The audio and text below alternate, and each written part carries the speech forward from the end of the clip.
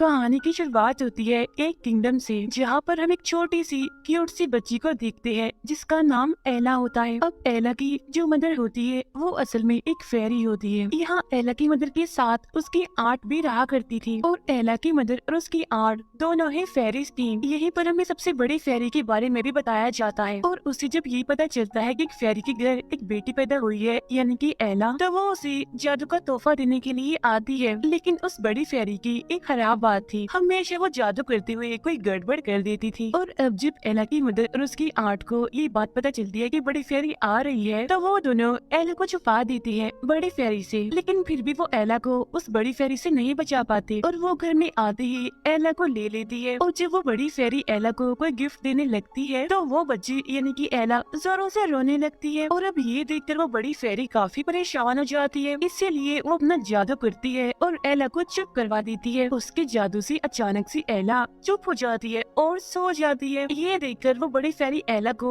ये गिफ्ट देती है कि एला हमेशा ही दूसरों की बात मानेगी। ये सुनकर एला की मदर और उसकी आंट उस बड़ी फेरी से नाराज हो जाती है और कहती है कि हमेशा लोगों की बात मानना ये अच्छा गिफ्ट नहीं है। ये सुनकर वो बड़ी फेरी कहती है कि अब तो मैंने ये गिफ्ट दे दिया है तो इसीलिए अब मैं इसे वापस नहीं ले सकती। ये कहने के बाद वो बड़ी फेरी वहाँ से चली जाती है और अब इसी ब्लेसिंग यानी कि इसी गिफ्ट के साथ एला को अपनी जिंदगी गुजारनी पड़ती है। और अब दिखते ही दिखते एला बड़ी हो जाती है, लेकिन इस गिफ्ट की वजह से उसकी मुश्किलें भी बढ़ने लगती है और ना चाहते हुए भी दूसरों की कही गई सारी चीजें उसे करनी पड़ती है, चाहे वो अच्छी हो या फिर बुरी हो। कुछ टाइम के बाद हम दिखती है कि एला की मदर की तबीयत काफी खराब हो गई है। एला की मदर बेड पर पड़ी अपनी आखिरी सांसें ले रही होती है, लेकिन मरने से पहले वो एला से कहती है कि मेरी बेटी, तुम अपने इस ब्लेसिंग यानी कि इस तोहफे के बारे में किसी को भी मत बताना, वरना लोग इसका गलत इस्तेमाल भी कर सकते हैं। और हाँ, कोई भी ब्लेसिंग हो, गिफ्ट हो या फिर कर्स हो, वो किसी इंसान से बड़ा नहीं हो सकता, इसीलिए इन चीजों पर इतना भरोसा मत करो जितना कि तुम खुद पर करते हो। और हमेशा अपने दिल की सुनो, क्योंकि ठीक फैसला लेने में वही तुम्हारी मदद कर सकता है और तुम्हें सही रास्ता दिखा सकता है। और कोई भी कर्स हो तुम्हारी जिंदगी नहीं बदल सकता जब तक कि तुम खुद ना चाहो। ये बातें करते हुए एला की मदर उसे एक लॉकेट देती है और इसके बाद उनकी मौत हो जाती है। देखते ही देखते कुछ सालों के बाद एला अब बड़ी हो जाती है, लेकिन उनकी जो जमीनें होती हैं वो किसी रूल की वजह से राजा के पास चली जाती है। तो इसी वजह से एला की फादर अपने घर को बचाने के लिए और इन सारे हालात से बचने के लिए एक काफी अमीर औरत से शादी कर लेते हैं। शादी के बाद वो लड़की इनके घर पर रहने आती है अपनी दो बेटियों के साथ, लेकिन जाहिर सी बात है कि एला की सौतेली मदर उसे पसंद नहीं करती थी। और तो और एला की जो सौतेली बहनें होती हैं वो भी हर टाइम एला को परेशान करती रहती है। एला की बहन गुस्से में एला से कहती है कि मुझे तुम्हारा नेकलेस बहुत पसंद है, मैं ये लेना चाहती हूँ, इसलिए तुम इसे मुझे दे दो। और अब ना चाहते हुए भी उस गिफ्ट की वजह से एला उसकी बात मान लेती है और अपना नेकलेस उतार के उसे दे देती है। और तो और उसकी सौतेली बहनें ये भी कहती है कि हमें तो तुम्हारा रूम भी पसंद है, हमें ये भी दे दो। और इस बार भी एला ऐसा ही करती है, अपना रूम उन्हें दे देती है और खुद वो अपना सारा सामान लेकर घर के नीचे वाले हिस्से में आ जाती है। ना चाहते हुए भी एला को उस गिफ्ट की वजह से सारी बातें माननी पड़ती हैं। कुछ दिन के बाद एला के फादर किसी काम के सिलसिले में चले जाते हैं। सीन शिफ्ट होकर जाता है इस किंगडम के प्रिंस पर, जो कि अपने अंकल के साथ कहीं पर जा रहा होता है। असल में प्रिंस के पेरेंट्स यानी कि किंग और क्वीन की काफी टाइम पहले मौत हो गई थी और उनके बाद प्रिंस के अंकल ही पूरे किंगडम को संभाल रही थी। लेकिन वो एक अच्छा राजा नहीं था, क्योंकि वो काफी बेईमान था। वो लोगों की जमीनों पर कब्जा कर लिया करता था और उन जमीनों के जरिए वो पैसा कमाया करता था। लेकिन इस बारे में प्रिंस को कुछ पता नहीं होता और बहुत जल्द प्रिंस ही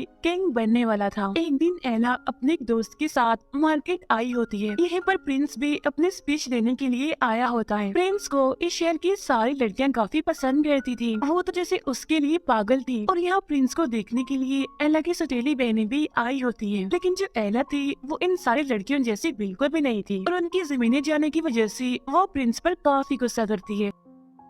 इसीलिए एला और उसकी दोस्त प्रिंस के खिलाफ नारे लगा रही होती है। और जब प्रिंस ये देखता है तो उसे ये बुरा नहीं लगता, बल्कि वो एला को देखते ही उसे पसंद करने लगता है, उसकी तरफ अट्रैक्ट होने लगता है कि इस भीड़ में आज ये पहली ऐसी लड़की है जो पागलों की तरह मेरे पीछे नहीं पड़ी हुई बाकी लड़कियों की तरह और सोच समझ कर ही बातें कर रही है। लेकिन जब एला की सौतेली बहन ये देखती है तो वो काफी गुस्सा करती है एला पर और उसे घर जाने के लिए कहती है। और अब इसीलिए एला को उसकी बात माननी पड़ती है, इसीलिए वो अपने घर के लिए जाने लगती है। स्पीच खत्म होने के बाद प्रिंस भी अपने घर जाने लगता है, लेकिन सारी लड़कियां जो उसके पीछे पागल थी स्टेज को तोड़कर प्रिंस की तरफ जाने लगती है। लड़कियों को अपनी तरफ आता हुआ देखकर प्रिंस वहाँ से भाग जाता है जंगलों की तरफ, जबकि सारी लड़कियां अभी भी उसका पीछा ही कर रही थी। अब एला भी उसे जंगल से जा रही होती है, लेकिन जाते जाते प्रिंस गलती से एला से टकरा जाता है। लेकिन इससे पहले कि एला शोर मचाती, प्रिंस उसके मुंह पे हाथ रख लेता है और वो दोनों एक जगह पर छुप जाते हैं, जिसके बाद लड़कियों का वो ग्रुप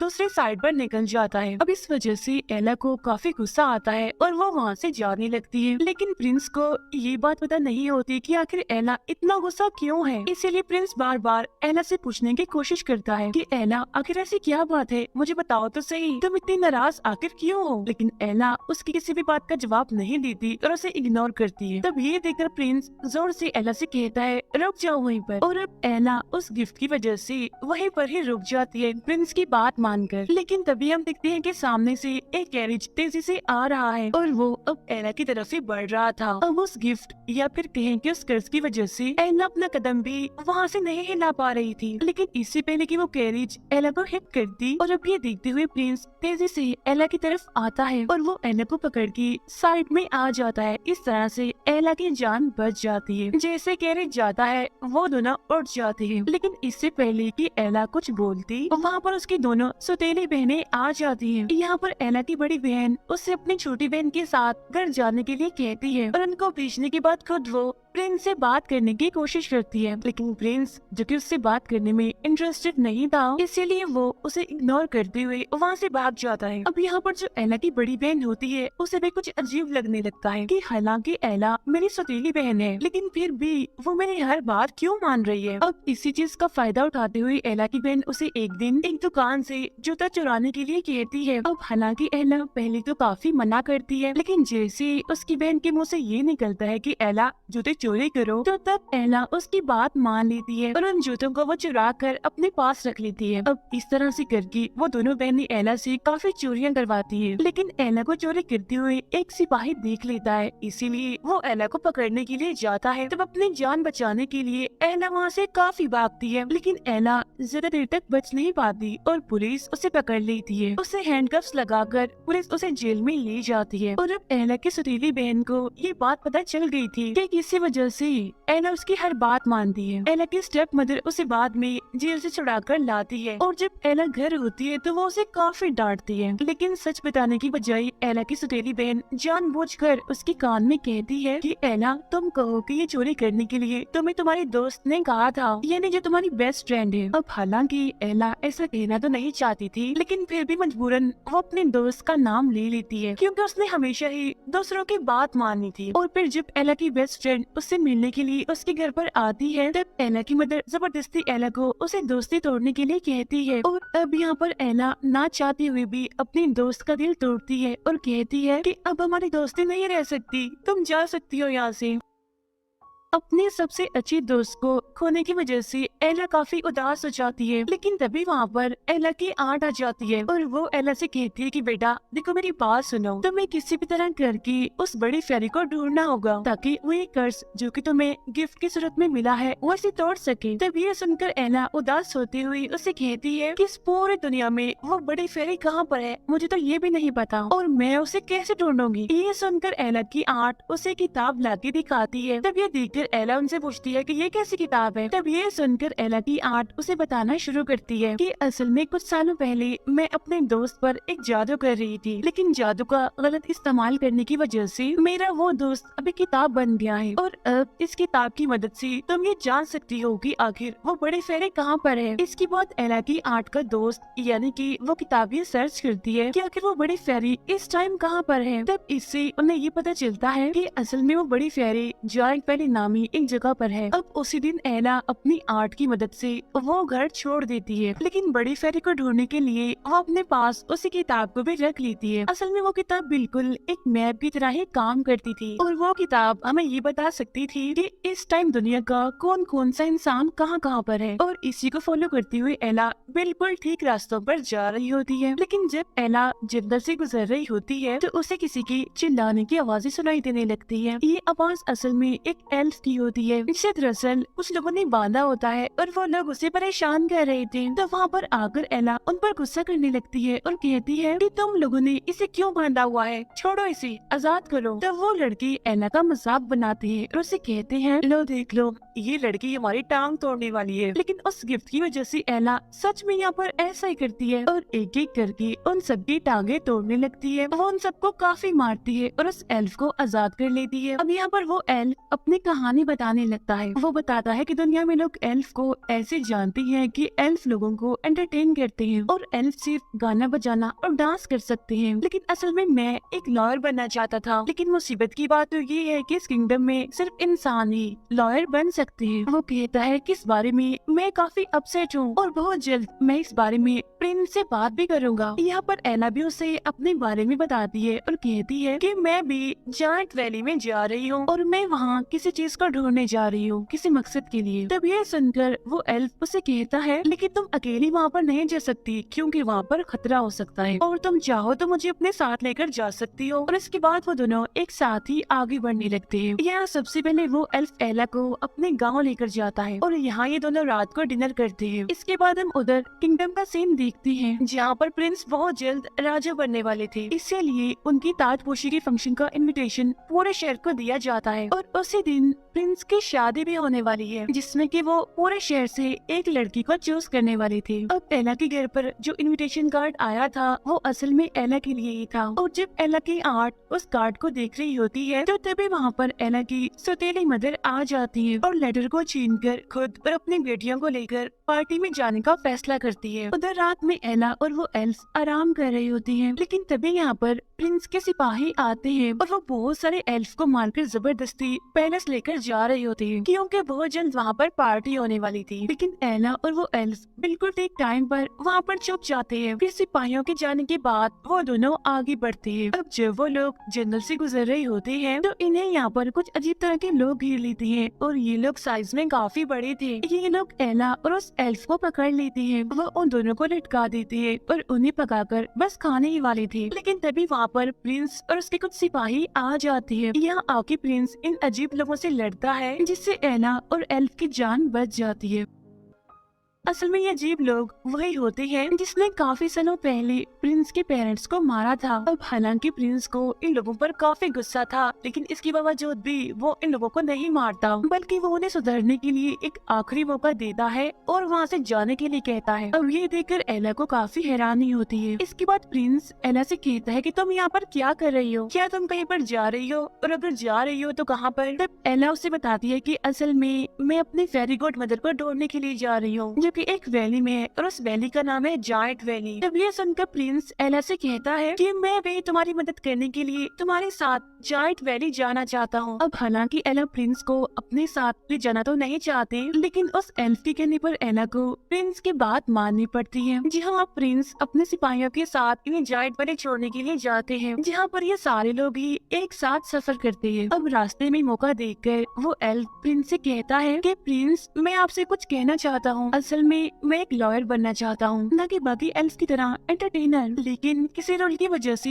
सिर्फ इंसान ही लॉयर बन सकते हैं। तब इस बात के बारे में ना जानते हुए प्रिंस उस एल्फ से कहता है कि इसमें मैं तो कुछ नहीं कर सकता क्योंकि ये सारे मैटर मेरे अंकल देखते हैं और जब मैं राजा बनूंगा तो मैं देख लूंगा कि क्या करना है। अब प्रिंस का ये जवाब सुनकर एला उसे समझाती है कि आप कोई मामूली तो नहीं है, आप प्रिंस हैं, आप भी तब्दीली ला सकते हैं और अभी से ही तुम्हें लोगों की मसलों को सुनना चाहिए, उन्हें सॉल्व करना चाहिए। और अब एला की यही बात प्रिंस को काफी पसंद आती है। कुछ ही टाइम के बाद ये तीनों अपना सफर खत्म करते हुए अपनी मंजिल पर पहुंच जाते हैं यानी जायंट वैली में। यहाँ के जायंट्स को हम देखते हैं जो कि साइज में काफी बड़े थे लेकिन इसके बावजूद भी राजा के बहुत सारे सोल्जर्स उन जायंट्स को मारकर उनसे काम करवा रहे थे। अब यहाँ पहुँचने के बाद एला को ये पता चलता है कि वो बड़ी फेरी तो यहाँ पर है ही नहीं। अब क्योंकि एला को यहाँ पर बड़ी फेरी नहीं मिली थी इसलिए वो यहाँ से जाने लगती है। लेकिन इस टाइम यहाँ जायंट वैली में एक फंक्शन चल रहा था इसलिए प्रिंस को आज रात यहीं पर स्टे करना था। इसलिए प्रिंस यहाँ पर एला से काफी रिक्वेस्ट करता है कि प्लीज एक दिन की तो बात है, आज हम यहाँ पर रुक जाते हैं, कल चले जाएंगे। अब प्रिंस के